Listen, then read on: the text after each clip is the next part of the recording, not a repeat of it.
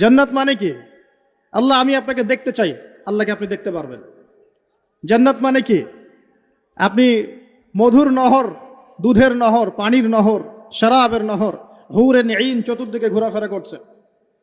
একজন নিম্নমানের জান্নাতি, মানে সবচেয়ে শেষের দিকে যারা জান্নাতে যাবে, তাদের সাথেই দুজন করে হুরে নেইন, আহাল পরিবার তো আছেই, গেলমান পানপাত্র নিয়ে চারপাশে ঘোরাফেরা করবে। জান্নাত মানে কি? যেখানে যা ইচ্ছা তাই করা যাবে, বলার কেউ নাই, বাধা দেওয়ার কেউ নাই, সেখানে কোনো মৃত্যু নাই, সেখানে কোনো অহেতুক কথাবার্তাও নাই, কোনো গাল গল্প নাই, কোনো মিথ্যা নাই, কষ্টের ক্লেশ মাত্র নাই, থুতু ফেলতে হবে না। জান্নাত মানে থুতু ফেলতে হবে না। জান্নাত মানে হাঁচি হবে না, নাক ঝাড়তে হবে না। জান্নাত মানে ইস্তেঞ্জা, পেশাব পায়খানা করার টেনশন নাই। মানুষ খাবার খাবে, একটা ঢেকুর তুলবে, ব্যাস খাবার হজম হয়ে গেছে। আর জান্নাতের সবচেয়ে বড় বিষয়টা কি? আল্লাহ পাককে আমরা এই চোখ দিয়ে দেখতে পারবো ইনশাআল্লাহ।